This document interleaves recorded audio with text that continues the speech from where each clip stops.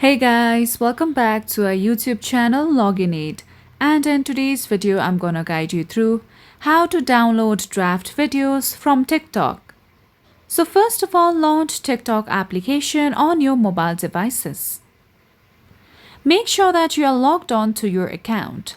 Now at the main home page of your account, you'll see the section of drafts. Tap on it.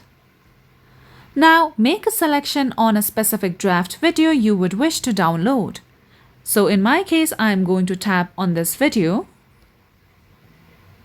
Now, once you open draft, you'll see an arrow button at the right-hand side corner.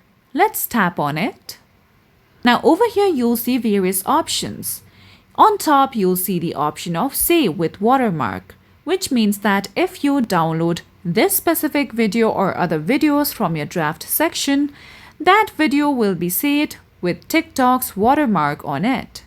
So, this is the only option through which you could download draft videos from TikTok. So let's tap on it. With that, if you open your gallery, you'll find that specific draft video has been already downloaded. So that's how you could download draft videos from TikTok.